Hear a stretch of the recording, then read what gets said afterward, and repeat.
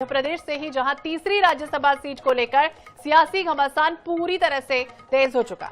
कांग्रेस उम्मीदवार मीनाक्षी नटराजन का नामांकन रद्द होने के बाद भोपाल से लेकर दिल्ली तक पार्टी ने मोर्चा खोल दिया है। नामांकन निरस्त होने के विरोध में कांग्रेस नेताओं ने भोपाल स्थित चुनाव आयोग कार्यालय के बाहर देर रात तक धरना दिया। प्रदेश प्रभारी हरीश चौधरी, प्रदेश अध्यक्ष जीतू पटवारी, नेता प्रतिपक्ष उमंग सिंघार और अन्य वरिष्ठ नेता चुनाव आयोग के गेट पर डटे रहे। इसके अलावा कांग्रेस ने इस फैसले को राजनीतिक साजिश बताते हुए सुप्रीम कोर्ट जाने का भी ऐलान कर दिया। तो मध्य प्रदेश कांग्रेस आज भोपाल में रोशनपुरा चौराहे पर उपवास भी करेगी। इसके अलावा कांग्रेस का प्रतिनिधि मंडल आज दोपहर चुनाव आयोग से मुलाकात करेगा। इधर दूसरी ओर मुख्यमंत्री डॉक्टर मोहन यादव ने विपक्ष पर निशाना साधते हुए कहा है कि कांग्रेस प्रत्याशी ने लंबित कानूनी मामले की जानकारी छिपाई और निर्वाचन अधिकारी को भ्रम में रखा और इसी आधार पर जो फैसला हुआ है उसका मैं स्वागत करता हूं। कांग्रेस को आत्ममंथन करने की जरूरत है। तस्वीरें देखिए लगातार जिस तरह से सामने आई है। मध्य प्रदेश में राज्यसभा की कांग्रेस उम्मीदवार मीनाक्षी नटराजन का नामांकन कल रद्द हुआ और इसके बाद जहां बीजेपी से सत्य की जीत बता रही है तो वहीं कांग्रेस ने से सीट चोरी का इल्जाम भी लगाया, आरोप लगाया और देखिए किस तरह से गेट के बाहर धरना प्रदर्शन करते नजर आए।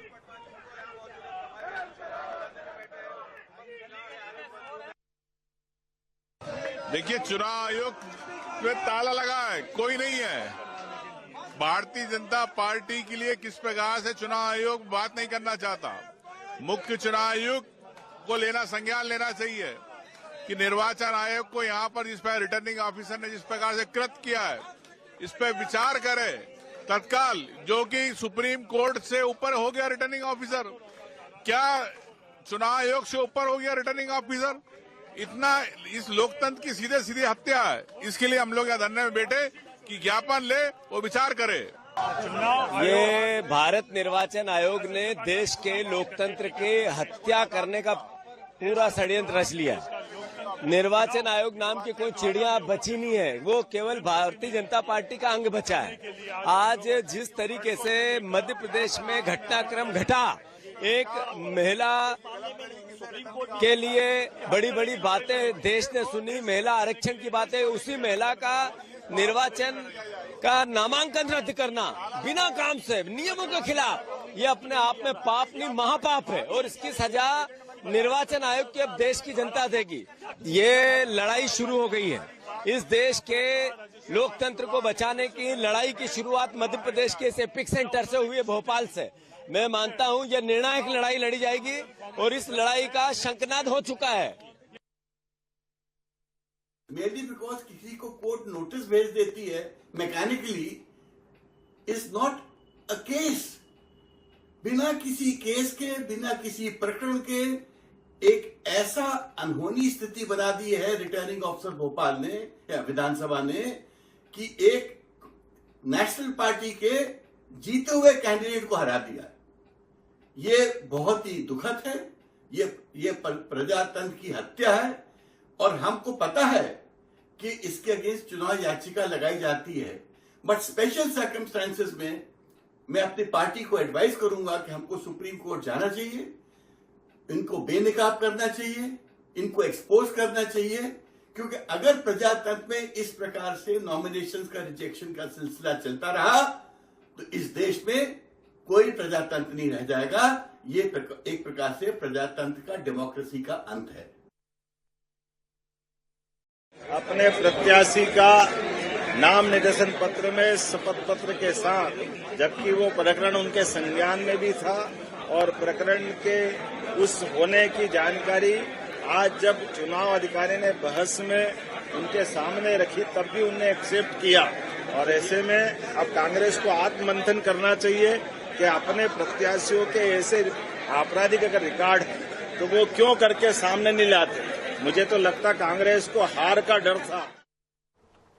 और इसी विषय पर ज्यादा जानकारी के लिए बात करेंगे भोपाल ब्यूरो चीफ अनुराग मालवी, हमारे सहयोगी हमारे साथ जुड़ गए हैं। अनुराग, देखिए कल का घटनाक्रम जिसने भी देखा हैरान रह गया कि क्या कुछ होने वाला है। जिस तरह से कर्नाटक जाने की तैयारी हो रही थी और उसके बाद फिर वापस लौट गए, फिर ये धरना प्रदर्शन, अब क्या अपडेट है नामांकन रद्द होने के बाद का?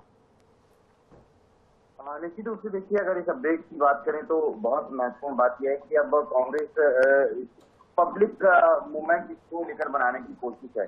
खास तौर पे अगर हम बात करें तो जिस तरह से अब तक का ये डेवलपमेंट है वो बता रहा है कि एमपी कांग्रेस ने अब इस मामले में दिल्ली से लेकर भोपाल तक के प्रदर्शन की जो है एक पूरी की पूरी तैयारी की है। 11 बजे रोशनपुरा चौराहे पर कांग्रेस का ये प्रदर्शन शुरू होगा। 12 बजे चुनाव आयोग में कांग्रेस के बड़े नेता भोपाल में पहुंचेंगे।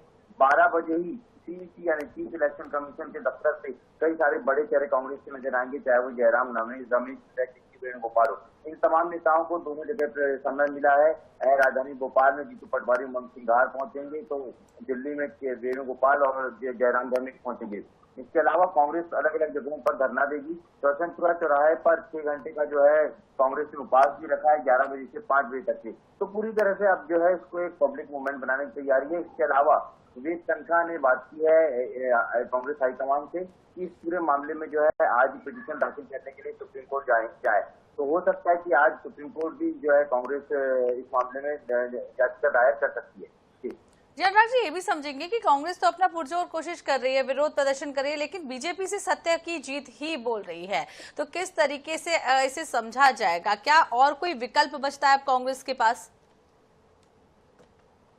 इस तरह से देखिए तो नहीं, क्योंकि हमने कई सारे ऐसे प्रकरण देखे हैं जो निर्वाचन आयोग में पहुंचे हैं। निर्वाचन आयोग के डिसीजन के बाद में 5 साल, 7 साल, 10 साल चलते हैं, विधायकों का, सांसदों का कार्यकाल पूरा हो जाता है।